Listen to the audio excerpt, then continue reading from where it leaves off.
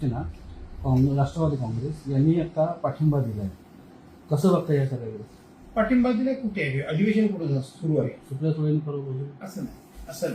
सुप्रिया सुळेंची, खासदार सुप्रियाताई सुळेंची 48 मिनिटाची मुलाखत मी पूर्णपणे ऐकली, जाणीवपूर्वक ऐकली. तुम्ही म्हणता तसं नाही.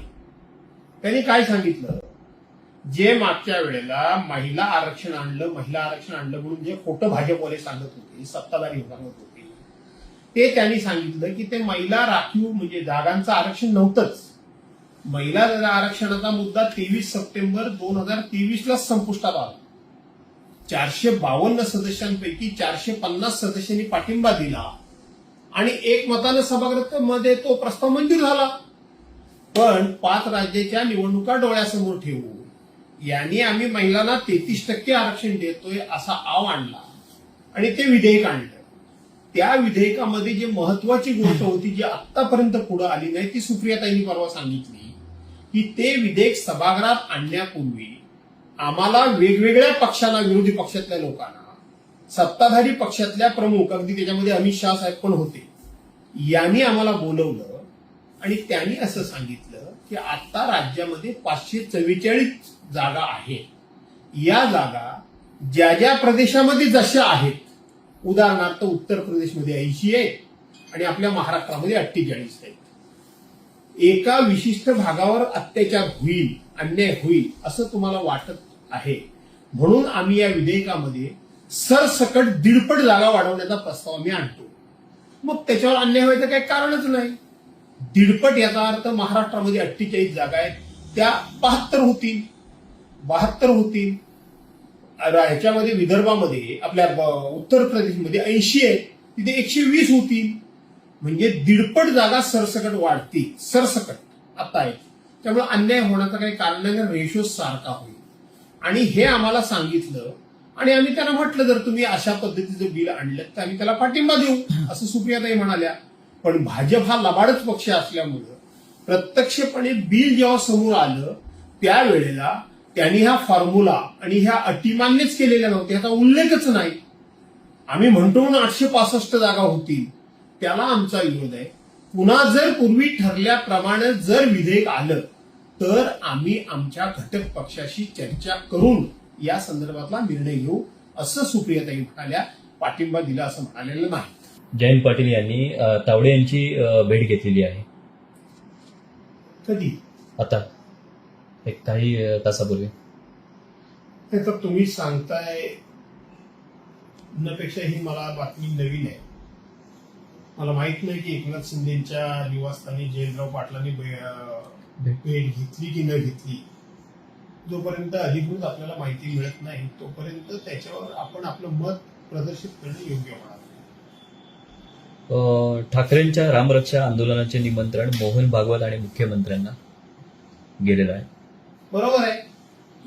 जे म्हणून स्वतःला रामभक्त समजतात, जे म्हणून हिंदू आहे, त्यांनी म्हणून हे उद्धव बाळासाहेब ठाकरेंच्या रामरक्षा आंदोलनामध्ये आता सहभागी झालं पाहिजे. याचं कारण असं आहे की 1990 ते 2000 जवळजवळ 19 पर्यंत, 24 पर्यंत या देशामध्ये संपूर्णपणे रामाचं मंदिर झालं पाहिजे, प्रभू रामचंद्राच्या मंदिराची उभारणी झाली पाहिजे.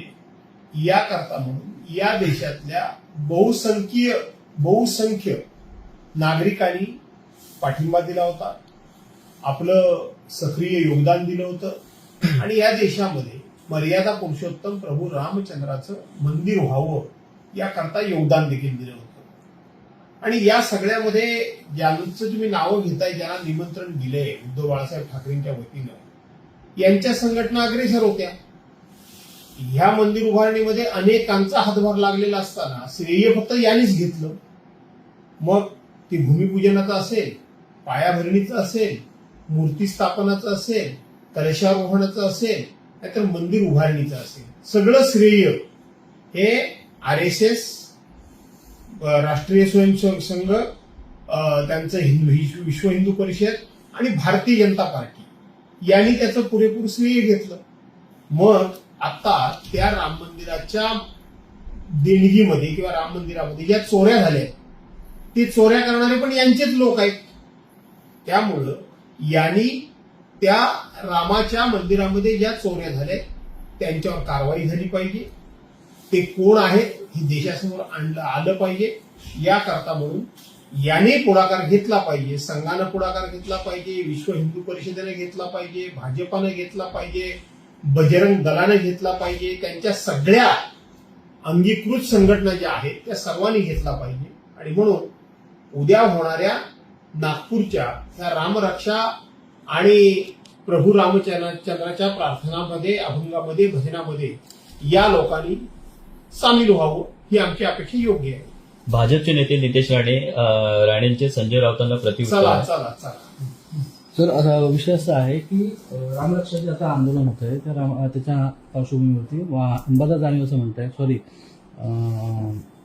भाजपचे प्रदेशाध्यक्ष असं म्हणतात की उद्धव ठाकरे यांनी किमान एक पान तरी रामरक्षा पाठांतर करावं. असं आहे, तुम्ही आता तो धंदा सोडून प्रभू रामचंद्राच्या नावाने चंदा गोळा केला, आता चंदा चोरी केली, आता तुम्ही शिक्षकांचा धंदा काढला का काय? कोणी काय लिहावं, कोणी काय वाचावं हे तुम्ही सांगणारे कोण? एक पान तरी वाचून दाखवावं की न दाखवावं, त्यातून तुमच्या चोऱ्या उघड होणार नाहीत का? रामरक्षा आंदोलनाच्या पार्श्वभूमीवरती उद्धव ठाकरे यांनी किमान एक पान रामरक्षा मी सांगितलं ना, हे कोण सांगणार आहे? हे कोण? तुम्ही चोऱ्या केल्यात तेव्हा उद्धव साहेबांना सांगायला गेला होतात काय की आम्ही चोऱ्या करतोय?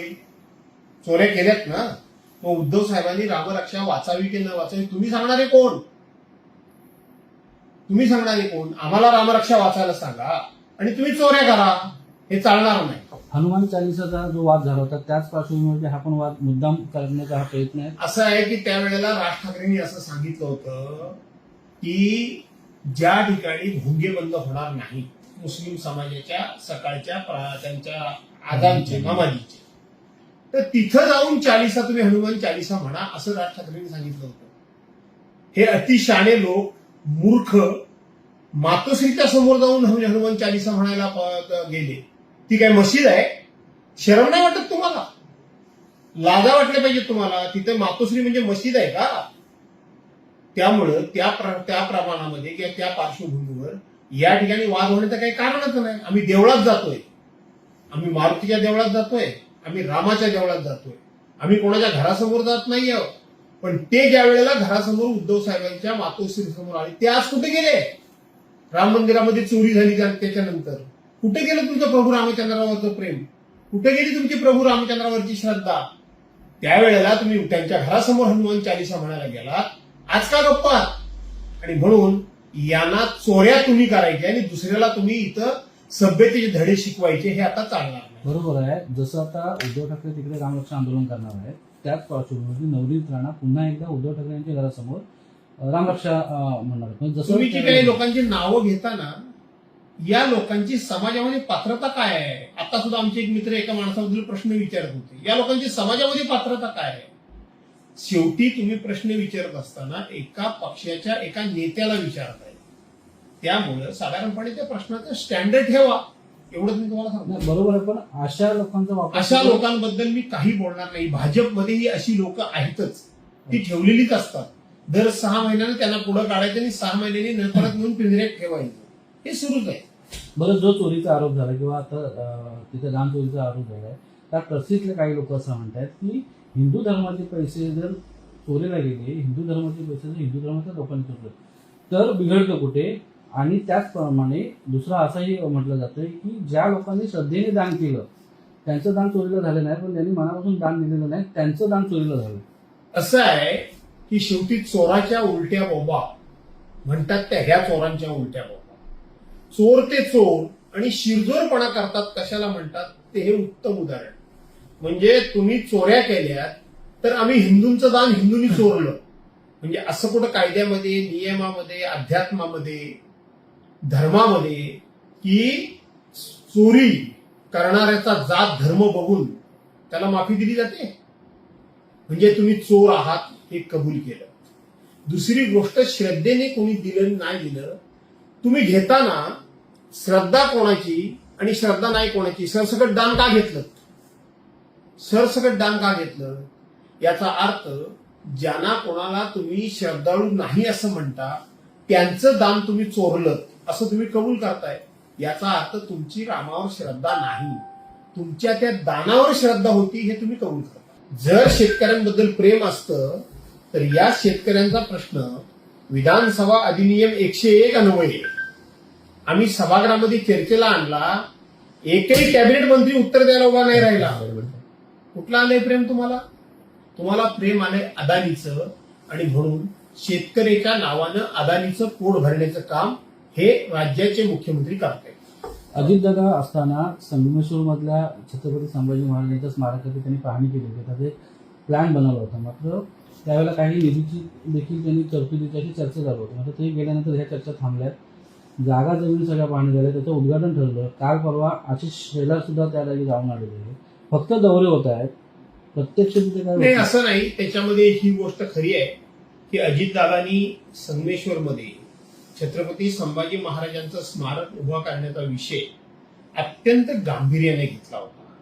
त्यांनी स्वतः व्हिजिट केली. ती केवळ ते मंत्री म्हणून त्यांनी व्हिजिट नाही केली, तर ते स्मारक उभारणी करण्याकरता म्हणून त्या क्षेत्रातले कोण कोण जे काही जाणकार लोक आहेत, वेगवेगळे आर्किटेक्ट आहेत, वेगवेगळे इतिहासकार आहेत आणि वेगवेगळ्या पक्षाचे लोकप्रतिनिधी आहेत, या सर्वांना त्यांनी बोलवलं होतं. आणि नुसती पाहणी केली नाही तर त्यांनी 2, 4, 5 तास त्या स्मारकाची एकंदरीत पाहणी केली. त्याचा संपूर्ण पूर्व इतिहास जाणून घेतला. काय इथं करावं लागेल हे लोकांच्या भावना जाणून घेतल्या. दुर्दैवानं अजितदादा हे आज आपल्यामध्ये नाहीत, ते आपल्याला सोडून गेले. त्यांचा मृत्यू झाला. अजितदादांचा अपघात झाला की अपघात घडवला याच्यावर अजून चर्चा सुरू आहे.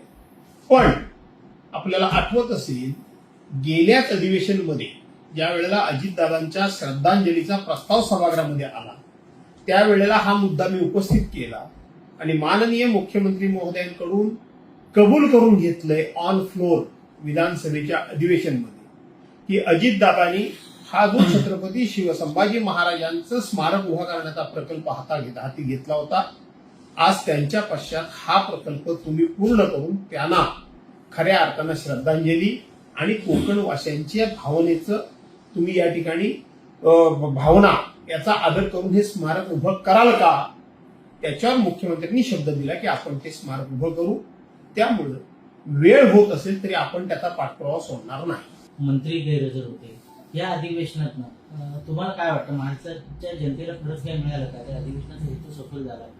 मी तुम्हाला सांगू का, महाराष्ट्रामध्ये सध्या अधिवेशन जे सुरू आहे त्या अधिवेशनातून महाराष्ट्रातल्या जनतेला काहीही पदरात पडत नाही. रोज एक नवीन काहीतरी थापा मारायच्या, रोज नवीन थाप. विरोधी पक्षावर खोटे नाटे आरोप करायचे, विरोधी पक्षाला आपलं म्हणणं सुद्धा मांडू द्यायचं नाही. आणि तुम्ही काय केलं, आम्ही काय करतो याच्या पलीकडे काहीही अधिवेशन चालत नाही. या अधिवेशनामध्ये मी स्वतः अनेक वेळा प्रश्न उपस्थित केले की चर्चेला ज्या विषयाची ज्या विभागाची चर्चा असते त्या विभागाचे मंत्री का हजर राहत नाहीत? अध्यक्षांनी काही वेळा सांगितलं ते हजर नाही राहिले हरकत नाही, सर्वांची संयुक्तिक जबाबदारी आहे, त्यामुळे कोणतरी मंत्री उपस्थित आहे ना कामकाज चालवा. पूर्वी गॅलरीमध्ये त्या विषयाचे सेक्रेटरी पासून सगळे वरिष्ठ अधिकारी असायचे, उपस्थित राहायचे. हा मुद्दा मी सातत्यानं लावून धरला तेव्हा राज्याचे मुख्यमंत्री देवेंद्र फडणवीस यांनीच मला स्वतः सांगितलं की असे काय अधिकारी गॅलरीत येऊन बसायची गरज नाही, ते आमच्या ऑफिसमध्ये बसले आणि तिथे तुमचं म्हणणं ते नोंद करतायत. आता या वेळेला अध्यक्षांना, मुख्यमंत्र्यांना, सगळ्या मंत्र्यांना सांगावं लागलं की अधिकारी गॅलरीमध्ये बसत नाहीत, त्यांनी बसलं पाहिजे. हे सांगावं लागलं. मी फक्त हसायचो, मी काहीच बोलायचो नाही. ज्यांनी माझे मुद्दे खोडले त्यांना कळून चुकलं की हीच पद्धत बरोबर आहे, अधिकाऱ्यांनी इथं बसलं पाहिजे. 288 आमदार म्हणजे पुरा महाराष्ट्र आहे. ते आमदार आपापल्या भागातले प्रश्न मांडतात, म्हणजे लोकांची दुखणी आणि अडचणी मांडतात, त्या अधिकाऱ्यांच्या कानावरून गेल्या पाहिजेत. हिरवी ते आपल्या नुसते केबिनमध्ये एसी मध्ये बसलेले असतात, त्यांना काहीही खालच्या गोष्टीची जाणीव नसते. आणि म्हणून तसंच मंत्र्यांच्या बाबतीत सभागृहामध्ये काही मिळालं नाही. हे नवीन एक झालंय. एक मंत्री असेल त्याचं कामकाज चालवण्याकरता कोणाला तरी दिलं, दुसरा मंत्री असेल तिसऱ्याला कोणाला तरी कामकाज चालवायला दिलं, तिसरा मिनिस्टर असेल चौथ्याला कोणाला तरी काम चालवायला दिलं. अरे मग हे मंत्री कशा करता?